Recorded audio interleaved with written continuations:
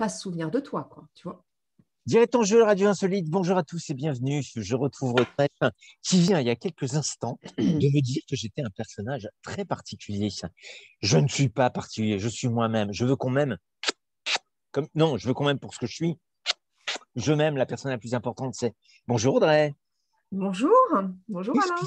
qu'est-ce que c'est que ce commentaire de ce personnage très particulier? Tu peux m'expliquer? Ah, mais singulier. Non, je ne suis pas d'accord. Singulier, il n'y en a qu'un Non, seul comme toi. non, je ne suis pas. Ça, heureusement pour la Terre. Non, je ne suis pas d'accord. Je ne suis pas singulier. Alors dis-moi, qu'est-ce que tu en Nous penses? sommes le 1er avril et depuis minuit une, j'ai décidé de changer complètement. Je ne vais pas changer de stratégie, je vais la faire évoluer encore plus. Et je vais être très clair envers tous ceux qui nous écoutent et tous ceux qui nous voient. C'est à cause de toi. Alors, on pourrait dire grâce à toi. Moi, je dis à cause de toi. Et alors, pourquoi? Parce que déjà, j'ai eu la mauvaise idée de faire ta connaissance. J'ai eu la mauvaise idée d'avoir un rendez-vous traditionnel, on va dire, tous les 2 à 3 mois avec toi pour des sujets. Mais celui-là, voilà, en ce 1er avril, il remet en cause toutes mes valeurs, tout ce en quoi j'ai cru, tout ce que j'ai fait depuis ma naissance, il y a 18 ans, je le rappelle. J'ai toujours 18 ans d'âge mental. Tout, voilà. Et ce n'est pas singulier, c'est un mot qui commence par la lettre H et qui finit par la lettre E. Et c'est ta faute à toi. Alors, c'est quoi ce mot-là? Hybride. Hybride. Bonjour. Allez, on commence sérieusement cette fois-ci. Qui es-tu? Parce que évidemment, tout le monde te connaît dans la Terre entière. Il paraît même que Thomas Pesquet a envisagé d'emmener un de tes livres sur la station spatiale orbitale le 22 avril. C'est vrai? Écoute, je ne suis pas au courant, mais s'il fait ce choix, j'en suis ravie. Et puis qu'il me mette une petite photo sur les réseaux sociaux Parce pour qu'autant dire que, l'annoncer ouais, parce qu'autant dire que lui aussi, c'est vraiment quelqu'un d'hybride, hein. Il n'y a pas de discussion. complètement. Bon, alors pour commencer, on rappelle juste aux auditeurs, qui es-tu? Que fais-tu dans la vie? Eh ben, puisque le sujet du jour, c'est hybride, donc j'ai dit pendant longtemps que j'étais anthropologue hybride. Donc, je suis à la fois anthropologue, je suis chercheur indépendante, je suis praticienne, donc je propose des consultations pour des personnes qui changent de vie ou se posent des questions sur leur changement de vie. Mhm. Je suis auteure, je suis éditrice, j'ai été formatrice, j'ai été consultante, enfin voilà, ma vie professionnelle, si on ne prend que cet aspect-là, est extrêmement diversifiée.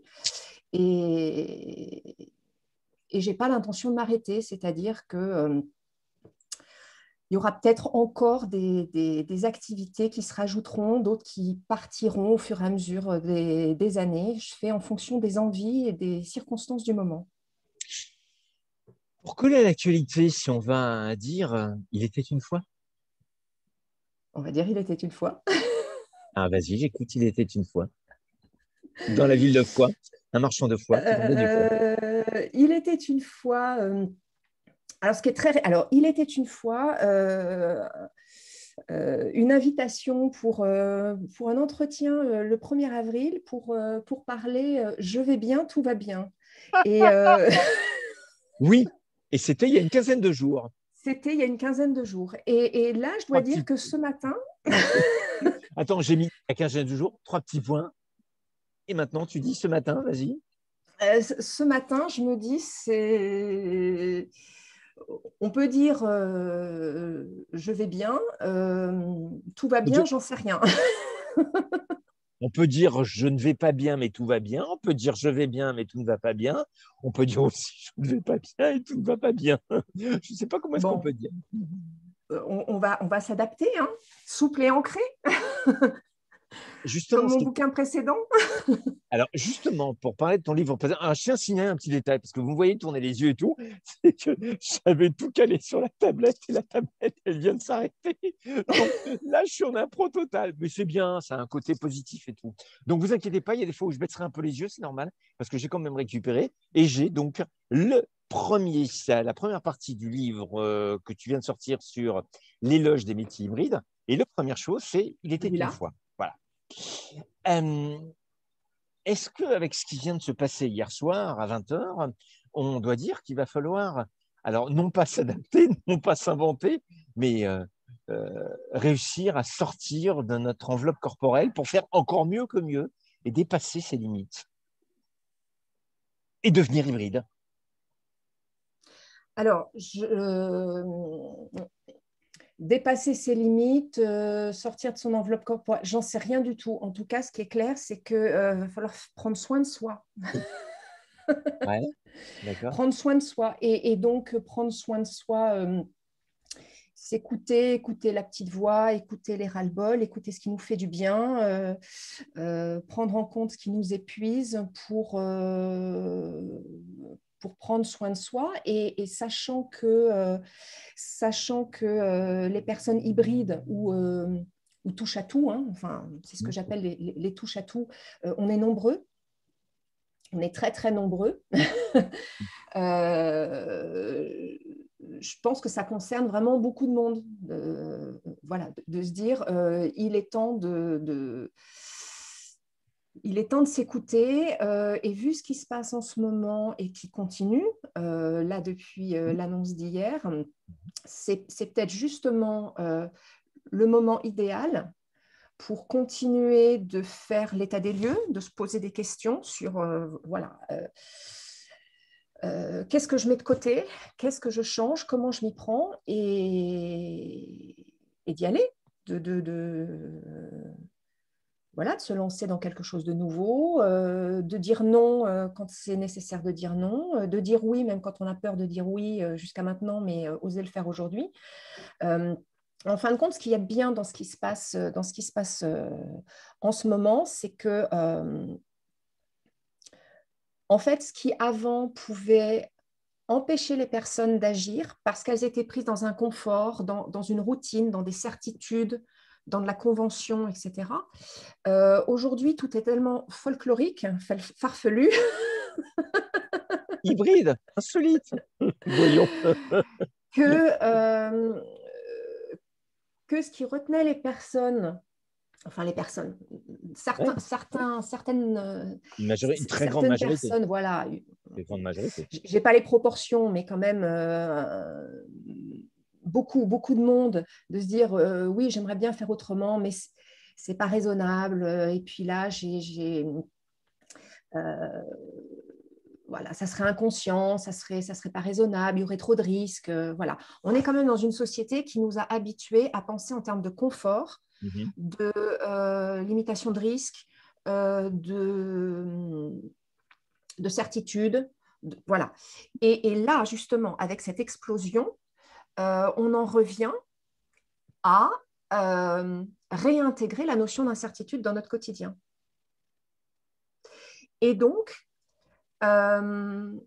qu'est-ce qu'on risque de plus aujourd'hui de tenter de faire quelque chose qui nous convient et qu'on aimerait, qui nous appelle, qui nous stimulerait, on risque pas grand-chose puisque de toute façon, sinon on reste chez soi et on attend que ça se passe. Donc autant utiliser ce temps Mhm. à bon escient. Tu vois. C'est Donc il y a un rapport, en fin de compte, euh, la bonne nouvelle, et je relativise hein, parce qu'on n'est vraiment pas tous à égalité dans la situation actuelle. Hein. exactement, tout à fait, c'est Donc il important. y a quand même une multiplicité de cas. Voilà, j'ai vraiment ça en tête. Mais globalement, l'idée, c'est on continue de mettre le pied dans la fourmilière, quoi. Et, et, euh, et, et voilà, il faut foncer. Enfin, voilà, le truc, c'est ça. Il faut foncer et on n'a plus rien à perdre que d'essayer quelque chose qui nous booste, qui nous fait envie. Et comme la plupart des personnes, enfin, c'est ce que j'explique en fait dans le bouquin, Mhm. c'est que c'est pas une idée à la mode ce terme d'hybride. Le vocabulaire, le mot en tant que tel, ça peut être un mot à la mode peut-être, mais quand on regarde, et c'est là que l'anthropologie m'a aidée, c'est ça aussi que c'est l'une des idées clés du livre, c'est que c'est pas quelque chose de nouveau, c'est pas quelque chose d'atypique, c'est pas destiné à une minorité de personnes qui se reconnaîtraient dans une nouvelle dénomination. Enfin, et puis je m'en fiche de ce terme hybride d'une certaine manière. Peu importe comment on le nomme, ce qui m'importe, c'est que les personnes comprennent que nous sommes naturellement des touche-à-tout. C'est naturel. Quand on regarde l'histoire de l'être humain, dans la société, et avant qu'il y ait des sociétés de grande taille, Mhm. nous étions tous naturellement des touche-à-tout. Nous étions tous naturellement à la fois prédisposés à avoir plein d'activités qui se complètent et extrêmement différentes, et nous étions tous avec cette appétence, cet appétit, cette curiosité, ce plaisir justement de jongler entre tout un tas d'activités. Et c'est l'histoire courte de notre société qui nous a amenés à croire, qui nous a formatés, qui nous a conditionnés dans l'idée que on va à l'école, on apprend un métier, on exerce un métier, on fait plus ou moins du métro boulot dodo, allez, un petit peu de loisirs à droite à gauche quand même, et puis après on attend la retraite, et puis voilà. Mais ça, c'est une idée construite pour servir des intérêts sociologiques, politiques, économiques Mhm. particuliers qui étaient utiles jusqu'à un certain point pour la société qui existait. Mais aujourd'hui, la société, elle change, et elle change très, très rapidement. Et donc, ce modèle d'activité professionnelle unique, il ne tient plus la route. Donc, c'est un signe de bonne santé que de s'écouter, d'écouter ses envies diverses et de jongler avec ça. Alors, on en entend déjà parler avec les slasheurs. Déjà depuis quelques années, c'est un terme voilà, qui s'est vulgarisé, qui est rentré dans le dictionnaire. En plus de ça, il y a pas longtemps, c'est l'année dernière, je crois. Donc, on a l'habitude on commence à avoir l'habitude de personnes qui exercent plusieurs métiers en parallèle. Voilà. Donc ça c'est déjà très, très bien. Après, la notion d'hybride, elle est un petit peu différente, c'est-à-dire que les notions de slasher et d'hybride, elles se superposent, mais en même temps, on s'en fout. Moi, ce qui m'intéresse, c'est que les personnes découvrent et acceptent le fait que d'avoir besoin de beaucoup de choses, c'est normal. C'est normal. J'ai répondu à ta question. Tu as répondu à la question. Alors évidemment, comment dire, on a oublié de préciser que le livre que tu viens de sortir le 24 mars, donc c'est tout frais, s'appelle Oui. Éloge des métiers hybrides. Et moi, je me suis posé la question de savoir, est-ce qu'on parlait de métiers hybrides ou est-ce qu'on parlait de personnes hybrides? J'ai été diplômé en 1983 et c'est marrant parce que ça n'a pas duré longtemps puisque c'est en 86 que j'ai créé ma propre société. J'étais hybride. Mais à l'époque, on ne disait pas hybride. On disait instable parce qu'on n'était pas capable de tenir en... Voilà. Et ensuite, on a dit polyvalent, ce qui m'a paru un peu étonnant. Et quand tu as sorti ce mot hybride, j'ai commencé à regarder, j'ai commencé à chercher, et puis je me suis dit, mais te compte fait, tu es en train de résumer ce que Pareto a défini par sa loi. C'est une loi économique, la loi de Pareto, qui dit 80-20. Et je pense qu'il y a 20% des gens qui se font plaisir et 80% des gens qui collent à une image, à une éducation. Parce que moi, vu le diplôme que j'ai eu, j'aurais dû être directeur financier, un salaire de 5 000 euros, une femme, 2 enfants, une voiture, une maison, mon plein de crédit, etc. Je dois faire coucou à tous ceux qui ont fait Dauphine, parce qu'il y a beaucoup qui ont fait ça et qui aujourd'hui se retrouvent un peu dans la panade parce que ils sont restés dans un moule. Être hybride, T'as oublié le chien et le petit le chien déjeuner en et, extérieur le dimanche matin. et le cochon le lapin nain, etc. Quand je dis métier hybride ou personnalité hybride, je crois qu'il y a une nature derrière. C'est une personne qui peut être capable de pouvoir, d'une part, être touche à tout, mais aussi assumer le touche à tout. Parce que le plus dur aujourd'hui, c'est d'assumer ce touche à tout. Enfin, le plus dur. Maintenant, c'est en train de changer. Maintenant, on se rend compte que tout le monde fait, il y a une richesse, il y a un talent. Mais, au vu de la société, ça ne se faisait pas avant d'être hybride. Oui, alors c'est pareil. Bon, voilà, tu dis instable, polyvalent. Il y avait aussi atypique. Hein. Oui, oui, oui, Enfin bon, oui. voilà. Et ce qui est rigolo, qu'en fait, quand tu regardes ces dernières années, enfin, je sais pas, peut-être ces 10 dernières années, tu te rends compte qu'il y a de plus en plus de personnes qui se définissent en disant, voilà, j'ai un profil atypique. Donc, en fait, on a l'impression que tout le monde a un profil atypique. Et c'est vrai, d'une certaine manière. C'est vrai. Et Donc, qu'est-ce qu'on entend par profil atypique? C'est différent des autres? Et ben, en fin de compte, c'est ça, ce dont il est question. C'est que quand on parle d'atypique, enfin, en tout cas, moi, les personnes avec qui j'ai discuté sur ces sujets-là, qui me contactaient sur des demandes d'accompagnement, sur des changements de voie professionnelle, de métier, de pays ou autre, en tout cas, de changement de vie. Et à chaque fois, elle me disait, voilà, moi, j'ai un profil atypique parce que blablabla. En fin de compte, qu'est-ce que ça veut dire? Ça veut dire qu'elles ne se reconnaissent pas dans une norme.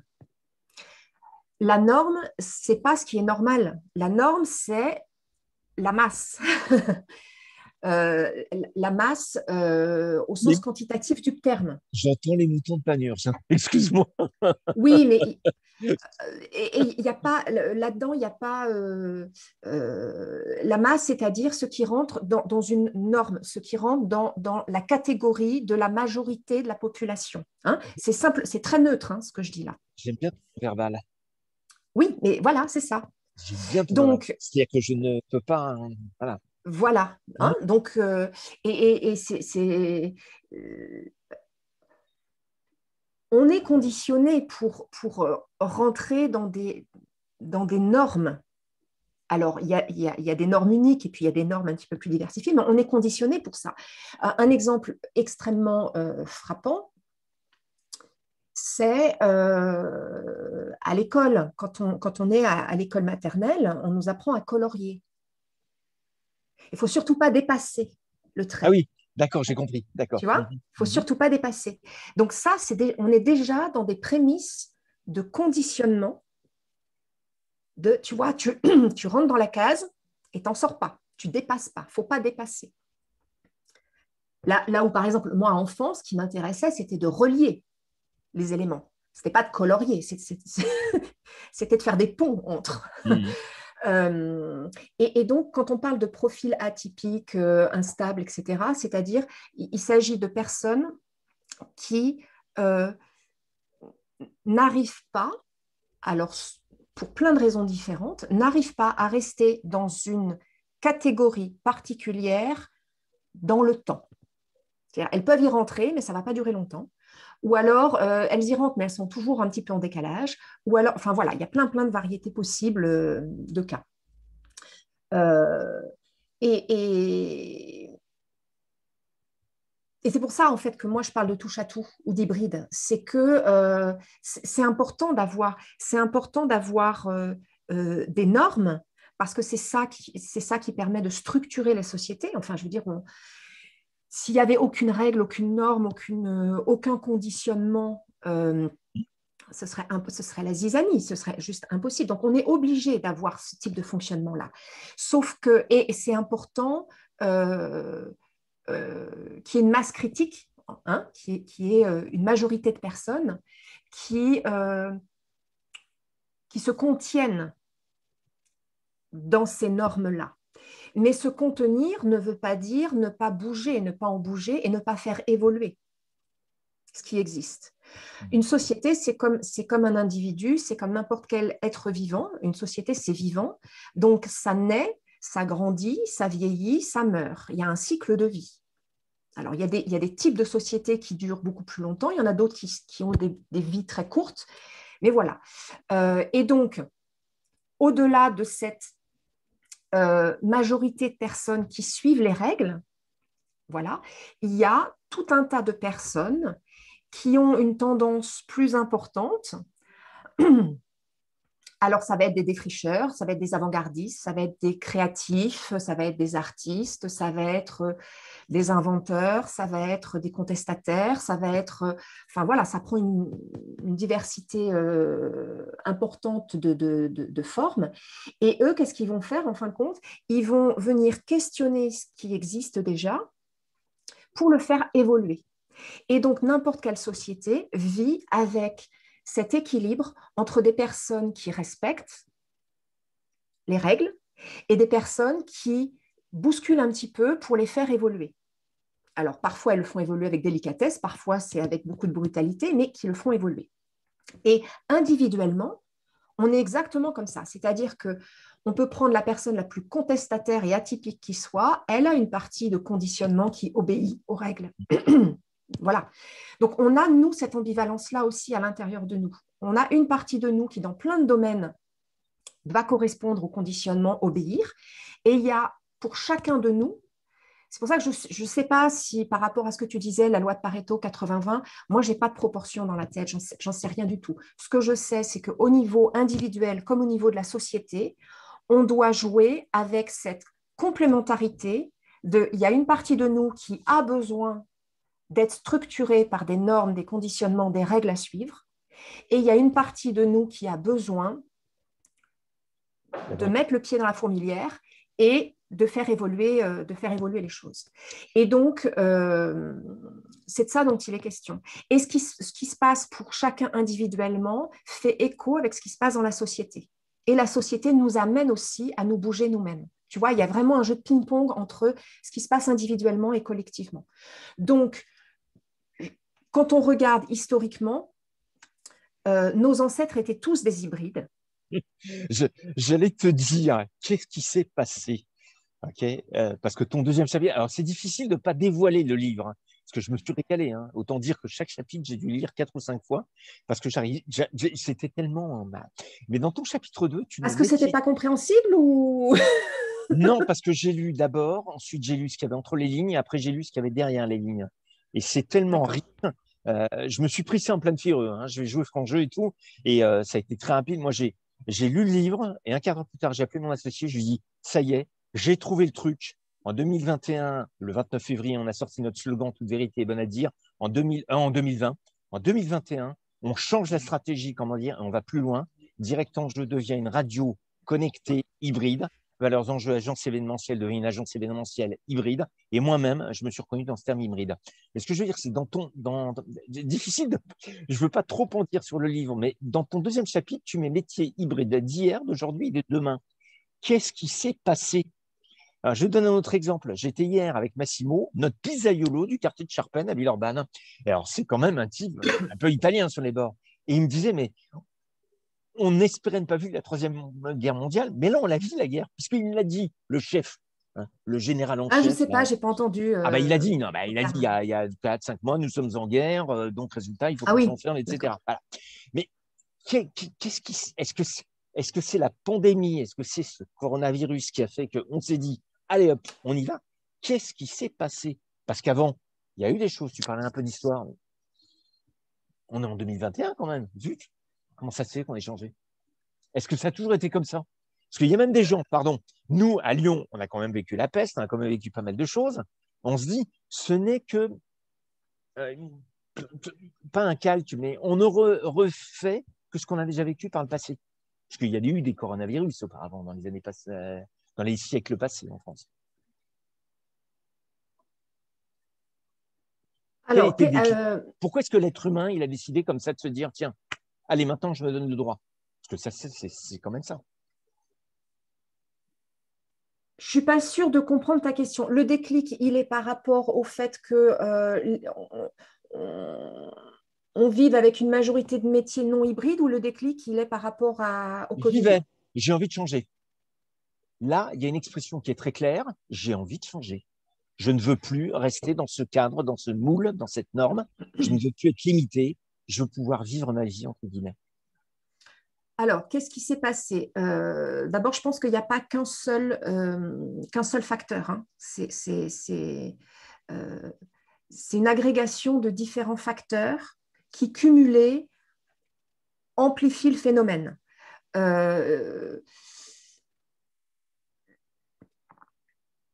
À chaque changement de civilisation, ça s'est produit, ça. Quand je parle à chaque changement de civilisation, si je prends l'histoire courte, parce que, bon, ça, c'est le genre de truc qui me hérisse un petit peu le poil quand on regarde les retours historiques, on a l'impression que l'être humain, il a commencé à vivre pendant l'époque des Gréco-romaines. Non, enfin, l'être humain, il vivait bien, bien longtemps avant. Et l'homme préhistorique aurait beaucoup, beaucoup à nous apprendre encore aujourd'hui. Mais bon, si on prend cette histoire courte, hein, Pourquoi je prends celle-là? Parce que voilà, on est en France, donc je prends un repère commun pour tout le monde, et que je commence avec ce qu'on appelle la civilisation, c'est-à-dire des communautés de très grande taille qui ont besoin de se structurer. Parce que voilà, la vie en toute petite communauté, on n'est pas sur les mêmes types de règles de fonctionnement et de structuration. Donc, quand on prend des sociétés de grande taille, qui ont donc besoin de se structurer, de hiérarchie, d'organisation, de division de travail aussi, hein, pour voilà, que tout le monde ait sa place et que ça soit relativement fluide dans la communauté, avec des lois et des règles éthiques et morales qui évoluent. Hein. Voilà. Attends, il y a un mot que tu viens de dire, qui ont besoin. Pourquoi ce besoin? Qui ont besoin. C'est un besoin sécuritaire? Oui, c'est un besoin sécuritaire, c'est quoi? Alors, eh ben, il y a un besoin déjà. Tout être humain a besoin de boire, de manger, d'avoir un abri, de quoi s'abriter, a besoin de relations physiques, hein, donc relations physiques, le toucher, les relationnels, le contact, les échanges. Hein. Il a besoin de nourrir sa propre identité, donc qui je suis moi, et comment je contribue au groupe. Je suis en train de faire la pyramide de Maslow pour info. Hein. Voilà. Donc l'être humain a besoin de savoir qui il est pour lui individuellement et qui il est dans le groupe. Donc, en quoi j'arrive à me fondre dans un groupe et comment j'y contribue, qu'est-ce que j'y apporte et comment le groupe me reconnaît comme étant membre du groupe. C'est pas le cas d'un hybride. Bon, eh bien si. Eh ben non. Si. Eh ben non. Différemment, à sa manière, mais il a besoin de ça. Il a besoin de ça, notamment parce que ses points de repère vont être par rapport à ce qu'il y a dans le groupe. C'est je ne me reconnais pas parce que c'est j'ai besoin de quelque chose que je ne trouve pas dans le groupe. Donc il y a bien de toute façon un rapport à ce qui existe dans le groupe. D'accord. Ah oui, Tu vois. d'accord. Dans ce raisonnement-là, je comprends mieux. Voilà. Donc on a toujours eu besoin de ça. Maintenant, on va dire la civilisation gréco-romaine, dans son ensemble, s'est construite d'une certaine manière sur la base de populations celtes, etc. Hein. Donc, il y a déjà eu une transformation. Quand il y a eu la fin de la civilisation gréco-romaine, on va dire, ça s'est transformé dans ce qui allait devenir ensuite le Moyen Âge. Donc, des règles complètement différentes, des fonctionnements complètement différents. Mm-hmm. Le passage de l'un à l'autre, alors il ne s'est pas fait comme ça en un claquement de doigts, mais il s'est bien fait par une perturbation énorme des logiques, des conditionnements, des règles de fonctionnement, des règles de gouvernance, de type d'institution, de tout ça. Ensuite, quand on est passé, on va dire, d'un modèle de royauté ou voilà à la Révolution française. Alors, on parle tout le temps de la Révolution française, 1789. Enfin, ce n'est pas 1789. Ça a duré quand même plusieurs années avant, ça a duré plusieurs années après, et ensuite, il a fallu 200 ans, pratiquement, pour arriver à une stabilité. Hein, tu es en train de nous dire qu'on va s'en prendre pour 200 ans, là? Bon, donc, en tout cas, ben, regarde le 19e siècle, les régimes politiques, ils ne tiennent pas très longtemps. Exact. Économiquement parlant, on était en pleine industrialisation, donc là, il y avait une stabilité avec une montée en puissance d'un modèle qui, justement, aujourd'hui, s'écroule complètement. Mmh, tout à fait. Voilà. Donc, qu'est-ce qui s'est passé? Qu'est-ce qui se passe en ce moment qui fait que nous, individuellement, on en a ras-le-bol de ces modes de fonctionnement qui ne sont plus logiques, en fait. Pourquoi il y a un tel ras-le-bol, en fait? Pourquoi il y a de tels malaises avec... Si je prends juste le repère de rapport au travail, le mal-être au travail, les arrêts maladie, les burn-out, les reconversions professionnelles, tout ça, ce sont des indicateurs qui montrent que dans le rapport au travail, donc dans le rapport de en quoi je contribue socialement à la société, hein, il n'y a pas que ça, mais c'est quand même la grande partie. On peut mettre l'associatif, le loisir, etc. en plus, mais je prends vraiment ce cas-là parce que c'est quand même pour la majorité des personnes là où elles passent le plus de temps dans la semaine. Qu'est-ce qui se passe? C'est juste que à quoi bon la logique ne tient plus, le modèle n'est plus, c'est plus valide, c'est dépassé, c'est bancal, ça ne va plus. Et donc on est dans cette prise de conscience-là qui dure déjà depuis un moment, mais qui a des effets d'accélération hein, par moment, qui est le modèle, on va dire, de la période industrielle, hein, où pendant un moment, pour produire énormément, pour tout un tas de raisons qui étaient valables, hein, je ne suis pas en train de critiquer le modèle industriel, il répondait à une logique de l'époque. Hein. C'était valable à l'époque, exactement. Voilà. Donc, il fallait produire énormément, donc il fallait beaucoup de main-d'œuvre notamment. Donc, classe ouvrière, on produit, on a besoin de bras.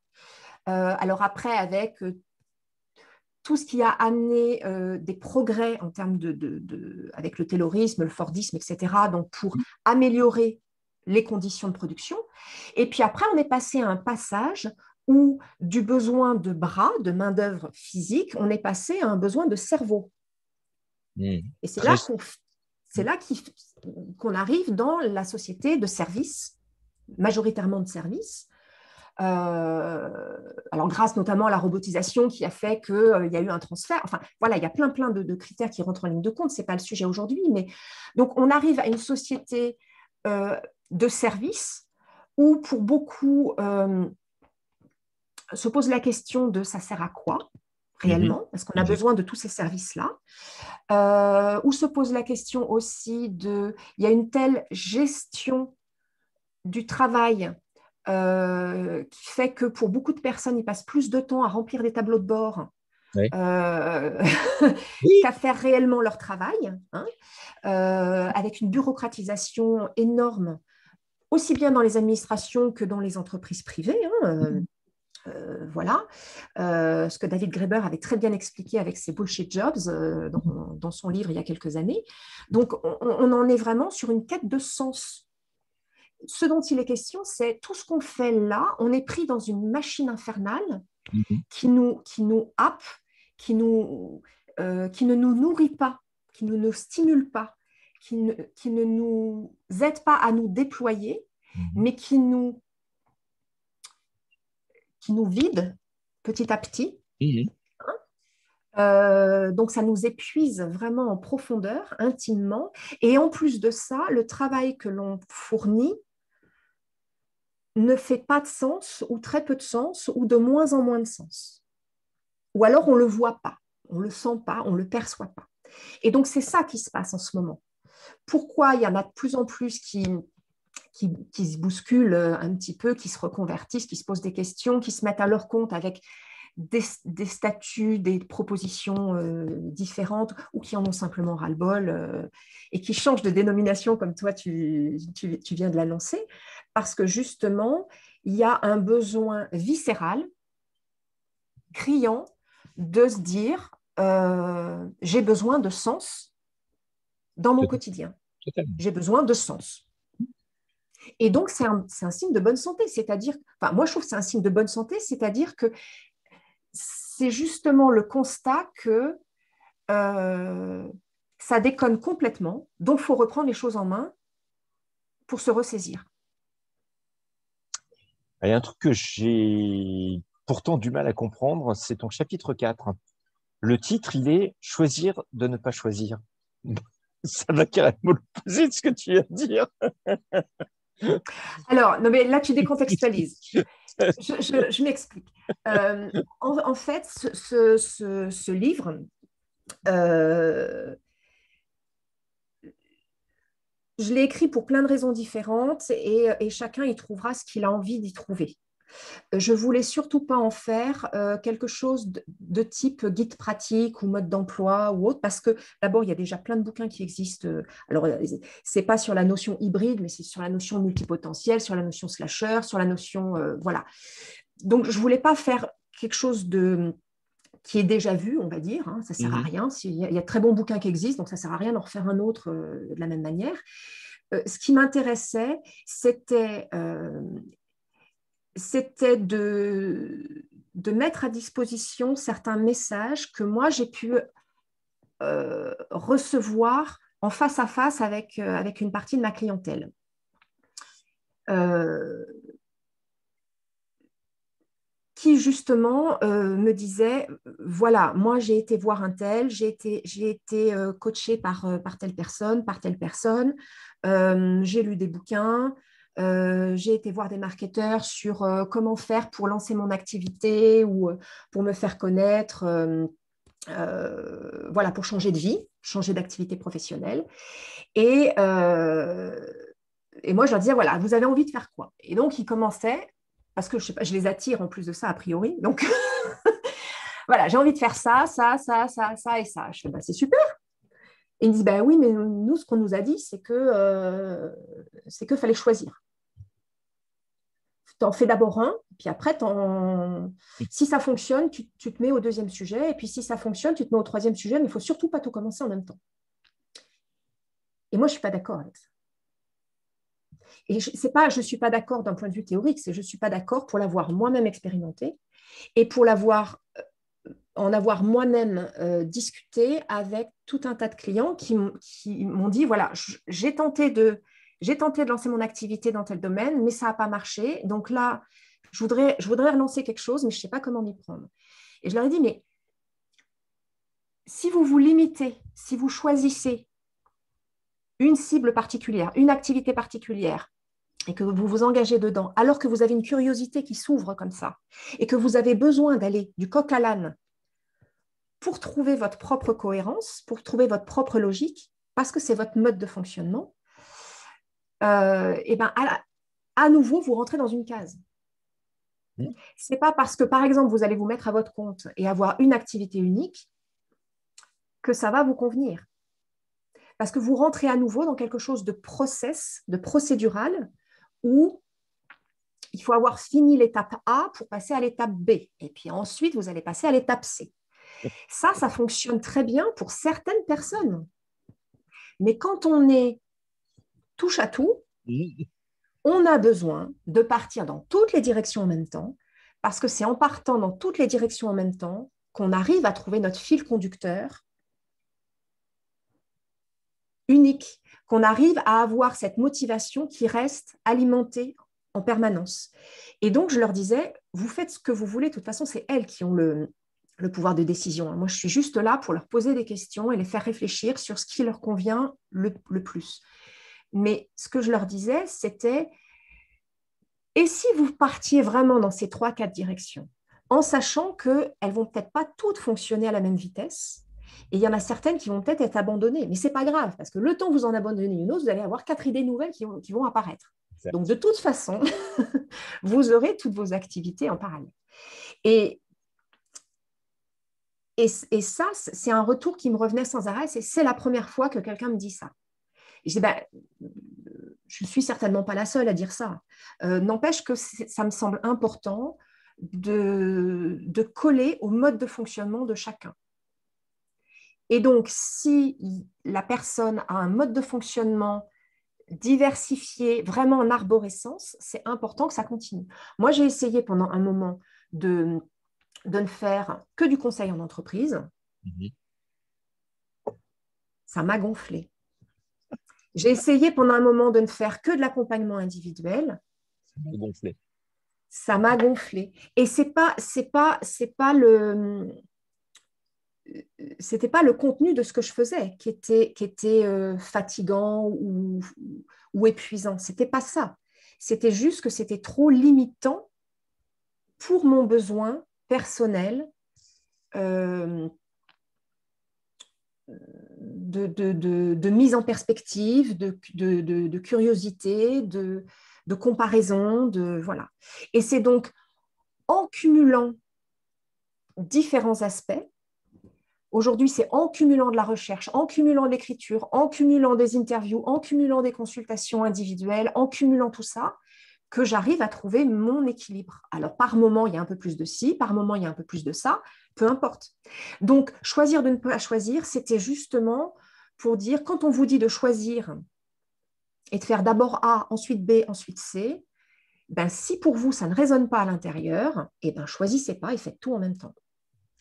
C'est vrai que là, je vais faire une marche arrière parce qu'en fait, le chapitre 3 est intéressant et c'est tout à fait l'image que tu viens de donner, c'est-à-dire cette notion de boule à facettes, de kaléidoscope, c'est-à-dire la boule à facettes qui peut tourner et qui, même si elle est censée avoir les mêmes miroirs, n'a pas les mêmes miroirs et peut permettre de voir plein de choses différentes. Ça, je trouve que c'est chouette.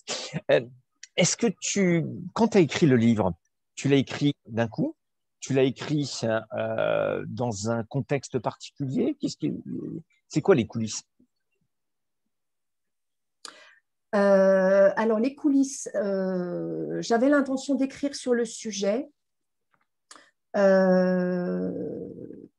parce qu'en fin de compte, dans mon type d'accompagnement individuel, j'ai vraiment perçu une évolution.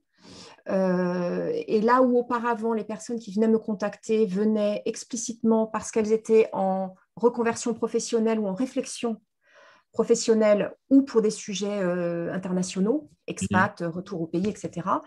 Aujourd'hui, c'est vraiment une minorité qui vient me voir pour ces sujets-là. Ils viennent me voir pour des questionnements, on va dire, existentiels.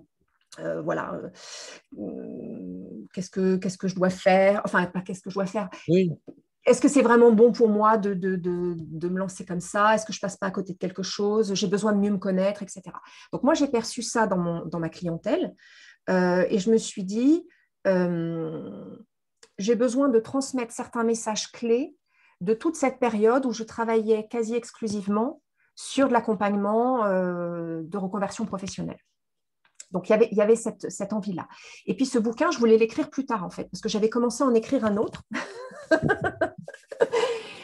Et je m'étais dit, voilà, je le sortirai, je l'écrirai l'année prochaine. Et en fait, le déclencheur, ça a été l'effet Covid avec le confinement, reconfinement. Là, je me suis dit, non, non, faut vraiment… Donc, j'avais déjà plus ou moins mon plan, le contenu, tout ça, c'était au clair. Et donc, je me suis dit, c'est le moment, il ne faut pas attendre. J'ai besoin de le sortir maintenant parce que ça va forcément amener pas mal de personnes à se questionner. Et si je peux leur amener une bouffée d'air, une mise en perspective de ce qu'elles vivent, des questionnements. Parce que moi, j'apporte pas de réponse, hein, j'apporte que des questionnements. Ben, tant mieux. Et donc, c'est ça qui fait que j'ai accéléré le processus d'écriture et j'ai voulu le publier assez rapidement. En 2019, c'était pour retrouver sens et cohérence et le livre s'appelait L'esprit des mots. En 2020, souple et ancré dans un monde qui chahute, et c'était Alain Roseau. Alors, l'esprit des mots pour commencer, Alain Roseau pour continuer. Maintenant, et Maintenant, maintenant voilà.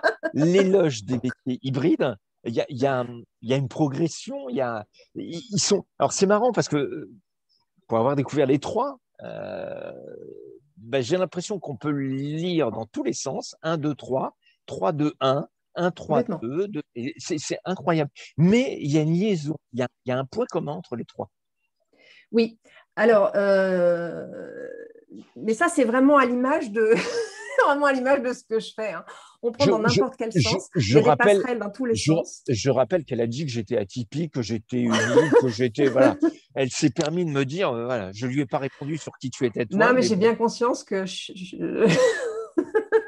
on est logé à la même enseigne. Là. On est des personnages, mais tu vois, il y a une autre question. Avant de me il y en parler a plein des gens comme nous. mais Hein. pourquoi est-ce qu'on s'est, nous, donné le droit de revendiquer notre liberté? C'est tout. Voilà. Enfin, je peux répondre que pour moi, parce que c'était invivable sinon. Enfin… Tu viens de répondre pour moi, pour info. Alors, le point Donc commun après, entre… d'une certaine manière, il n'y a pas le choix. Quoi. Alors, oui, ils peuvent se lire dans n'importe quel sens. Il y a une sorte de…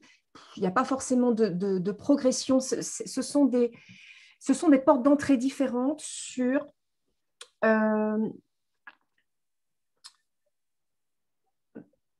quelle est la société dans laquelle on vit actuellement.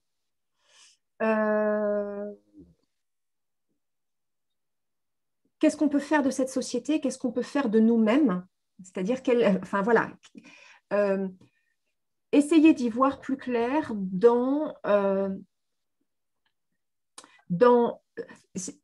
je reprends. Ce qui m'intéressait, c'était de donner quelques clés de compréhension sur la manière dont les sociétés fonctionnent, des grilles de lecture. D'une part, donc c'est notamment dans Tel un roseau, j'explique, peu importe les sociétés, peu importe l'époque, il y a des axes de compréhension qui sont universels.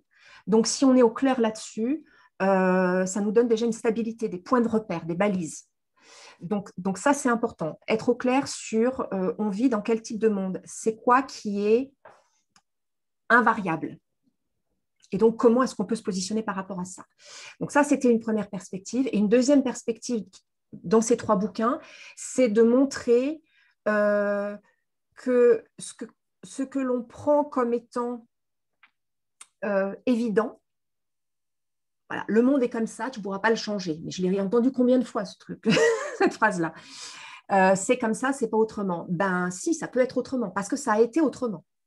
Donc le fait, par exemple, qu'auparavant, les êtres humains combinaient plusieurs activités, j'ai envie de dire professionnelles, même si on n'utilisait pas forcément ce terme-là, plusieurs activités au quotidien, et qu'aujourd'hui, encore la majorité des personnes n'a qu'une activité professionnelle, si on a pu créer un modèle d'une activité professionnelle unique, on peut le décréer pour faire autre chose.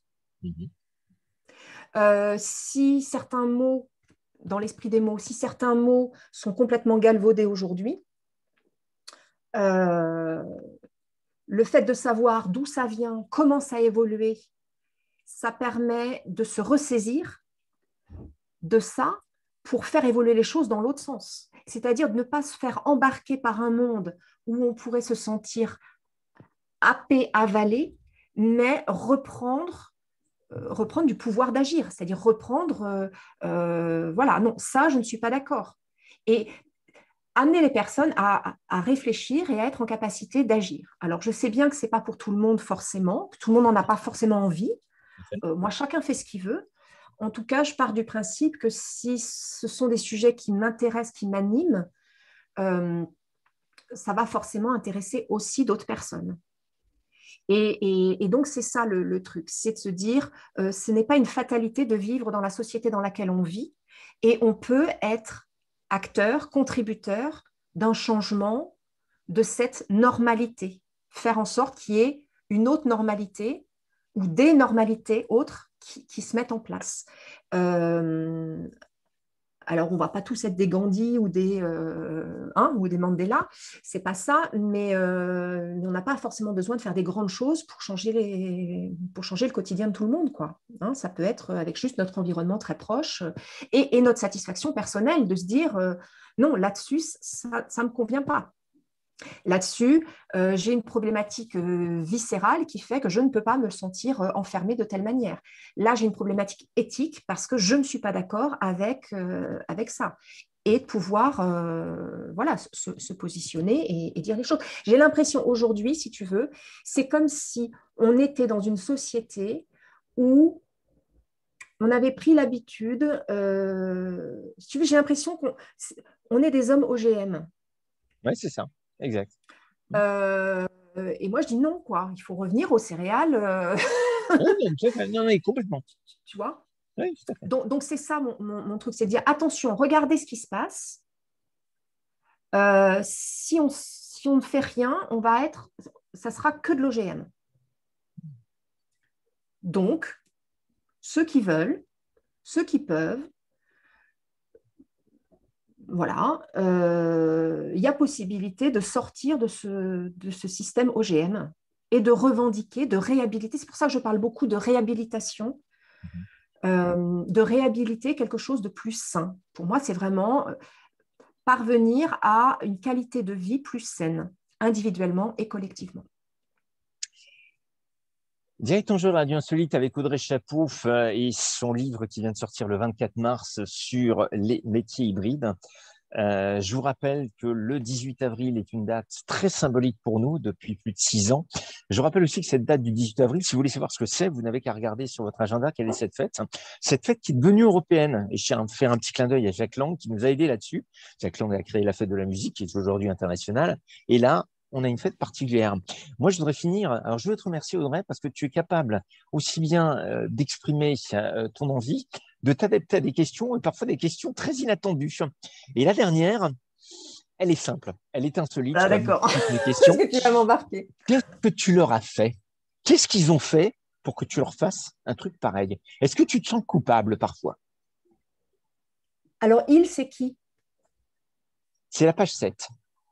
Le livre Éloge des métiers hybrides est dédicacé à mes fils, chacun sur la voie de leurs métiers hybrides. Bah, qu'est-ce que je leur ai fait? Tu ne pouvais pas les laisser tranquilles. Même eux, maintenant, ils sont sur la voie des métiers hybrides.